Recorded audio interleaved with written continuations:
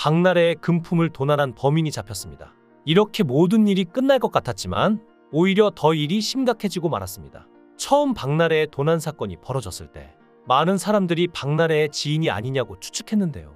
기안84나 다른 주변인들이 했던 말들로 보아 박나래 지인들 중 이상한 사람이 있다는 것이었죠. 하지만 결국 외부 침입이었다는 결론이 났고 범인이 잡혔는데 피해자는 박나래뿐만이 아니었습니다. 우리가 잘 아는 장동건, 고소영 부부도 피해자였는데요. 도둑은 범인은 건물 뒤쪽 유리문을 깨고 들어가 1층 거실 진열장에 보관되어 있던 카메라 3대를 훔쳤습니다. 집 안에는 가구와 가전제품 이외에 귀중품은 거의 없었기 때문에 범인은 거실 진열장에 있던 카메라만 훔쳐 급히 도주한 것이죠. 장동건, 고소영 부부가 도난 피해를 입었던 이곳은 사실 두 사람의 집이 아니라 가평에 위치한 별장인데요. 이 집은 세컨드 하우스로 사용하기 위해 약 24억 원에 매입했으며 규모는 400평대라고 합니다. 또한 고소영이 직접 설계부터 인테리어에 참여해 세계적 권위의 건축상을 수상하기도 한 집이죠. 두 사람은 도난 피해에도 불구하고 아직까지 이 집을 별장으로 사용하고 있는데요. 더 놀라운 사실은 이번 박나래 도난 사건을 계기로 연예인들이 하나둘씩 자신의 피해를 고백한 것입니다. 우리가 아는 가수 솔비가 있는데요. 솔비는 집에 도둑이 들어 무려 2억 원어치의 명품, 시계, 보석을 다 훔쳐갔다고 하죠. 신고를 했지만 범인을 찾지 못했다고 하는데요. 그래도 박나래는 범인을 찾아서 다행이라고 해야 할까요? 최근 연예인들이 예능이나 SNS를 통해 집을 공개하는 일이 늘면서 사생활 침해와 범죄 피해 사례도 함께 증가하고 있습니다. 친근함과 진정성을 전하려던 콘텐츠가 오히려 도난, 스토킹, 심지어 인명피해로 이어지는 일이 벌어지고 있죠. 효린의 민박을 통해 제주 자택을 공개했던 가수 이효리는 이후 끊임없는 무단 방문자들로 고통을 겪었는데요. 초인종을 누르거나 담을 넘는 이들까지 생기자 이효리는 SNS를 통해 수차례 자제를 당부했지만 상황은 나아지지 않았고 결국 이효리는 11년간의 제주 생활을 마무리하고 이사할 수밖에 없었죠. 모델 한혜진은 별장을 공개한 뒤 중년 부부가 무단 침입해 차를 마시고 사진을 찍는 상황을 목격해 큰 충격을 받았는데요. 방송인 김대호 역시 집 공개 후 불청객이 잦아지자 결국 이사를 결심해 안타까움을 자아냈습니다. 쉼터가 아닌 일터가 돼버렸다. 는 김대호의 말은 단순한 불편함을 넘어 현재 연예인들의 과도한 사생활 노출이 큰 문제가 되고 있다는 점을 보여주기도 했죠. 특히나 논란이 됐던 건 이번 도난 사건이 박나래의 지인, 즉 내부인이 아니냐는 것이었고 여기에 뜬금없이 절친인 장도연의 이름이 등장했다는 것이었습니다. 애초에 장도연도 현재 여자 MC계에서 가장 잘 나간다는 사람이고 돈벌이도 박나래 못지 않을 텐데 갑자기 장도연의 이름이 언급되니 모두가 황당했죠. 박나래도 금품이 사라졌기에 당연히 피해를 입었지만 가장 큰 피해자는 절친 장도연이었습니다. 18년 넘게 절친한 친구인 두 사람의 사이를 갈라놓는 이야기가 퍼진 것인데요.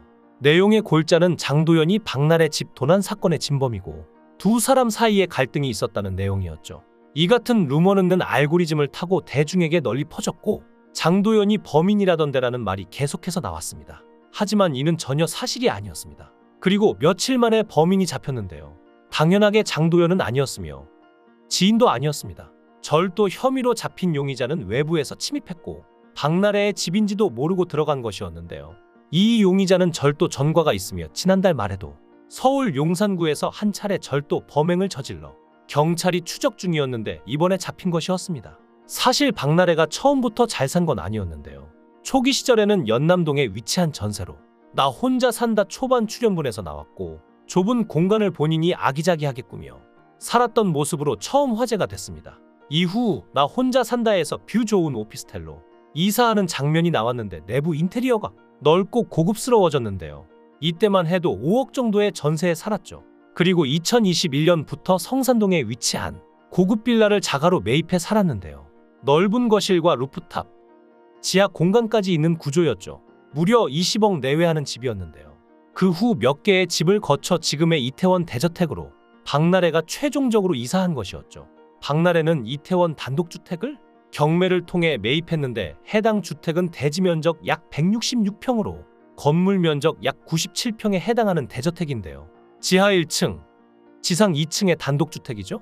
당초 경매 시장에 48억 원으로 나온 해당 주택은 5명이 입찰에 참여했으나 박나래가 55억 1122만 원을 써내면서 1순위로 낙찰받았으며 새로운 집이 된 것입니다. 많은 분들이 집 매매가를 듣고 놀라셨겠죠. 하지만 실제로 박나래는 이런 가격을 감당할 재력이 되는데요.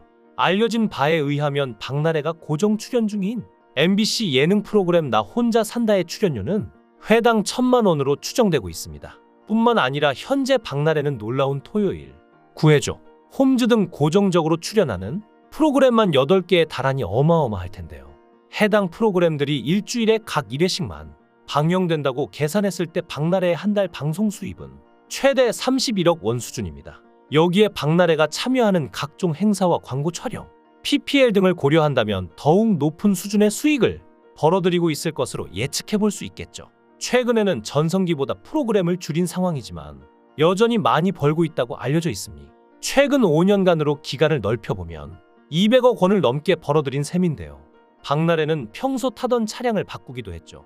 과거 박나래는 기아 레이 모델 차량을 타고 다니는 모습이 수차례 전파를 탔던 바 있었지만 최근 박나래는 기아 모하비 더 마스터 모델로 바꿨다는데요.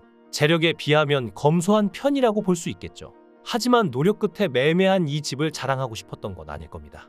박나래가 가장 메인으로 하는 프로그램이 나 혼자 산다이기 때문에 이 집이 여기서 공개된 것이죠. 혼자 사는 모습을 공개하는 만큼 박나래의 집 내부는 마당부터 거실 등 집안 내부가 속속들이 공개됐죠. 그러나 실제로 박나래는 해당 자택으로 이사간 후 불청객으로 인한 고통을 호소했는데요. 한 방송에서 어떤 목적을 갖고 오셔서 자신을 꼭 만나겠다고 집 앞에서 10시간씩 기다리시면 내가 어떻게 해야 될지 모르겠다고 토로하기도 했습니다. 실제로 박나래의 모친이 이방인을 딸의 지인으로 여기고 문을 열어줬던 일화도 있었다고 하는데요. 실제로 이런 걸 노리고 들어오는 사람이 많다고 합니다. 여기에 피해를 입은 게 바로 가수 김한선인데요. 김한선은 귀신보다 사람이 무섭다며 집에 도둑이 들었을 때 방에 들어가니까 서랍이 다 열려있고 화분 엎어져 있고 난리가 났더라라고 당시를 회상했습니다. 그러면서 서랍장 위에 보석함을 올려뒀는데 액세서리 중 진짜는 가져가고 가짜는 다 바닥에 패대기 쳐놨다는데요. 또 귀걸이, 목걸이 세트였는데 보석함 위에 귀걸이 2개만 딱 걸어놨다고 떠올렸죠. 그런데 김한선은 저는 목걸이를 좋아했지 귀걸이를 좋아하지 않았다는데요. 그래서 그걸 보고는 어차피 하나 남길 거면 목걸이를 남겨주지라고 혼잣말을 했다고 합니다. 그러고 거실에 가서 경찰과 이야기하고 다시 방에 왔더니 목걸이가 걸려 있었다는데요. 그러면서 김한선은 너무 무서웠고 범인이 거기에 있었다는 거 아니냐며 무서워서 다음날 바로 집을 팔았다고 했죠. 너무나도 오싹한 이야기인데요. 당시에도 빈집 털이범이 아니라 지인이냐는 말이 많았다고 합니다. 왜냐하면 김한선이 당시 지인들과 함께 있었고 집에도 같이 갔기 때문인데요. 경찰이 있는데 현실적으로 도둑이 집안에 계속 있기는 힘들 것이고 범인으로 추정되는 지인이 김한선이 목걸이를 더 좋아한다는 얘기를 듣고 목걸이를 올려둔 게 아니냐는 것이죠. 이런 연예인들의 일화를 보면서 범죄 피해라는 게 정말 무서운 것이고 연예인이라는 이유 하나만으로 이런 피해까지 감당해야 된다는 건 너무나도 잔인한 말이 아닐까 싶은데요. 어떤 직군에 종사하든 범죄 피해를 당하는 것이 당연한 일이 되거나 어쩔 수 없는 일이 되진 않습니다. 이번에 박나래 도난 사건의 범인이 잡혔으니 조금은 안심할 수 있겠지만 앞으로 박나래는 또 도둑이 들지 않을까 불안한 마음을 갖고 살아야겠죠. 얼마나 안타까운 피해자의 입장인가요? 부디 박나래가 마음을 잘 추스리길 바랍니다. 여러분들은 어떻게 생각하시나요? 여러분들의 의견을 댓글로 남겨주세요. 시청해주셔서 감사합니다. 강산TV였습니다.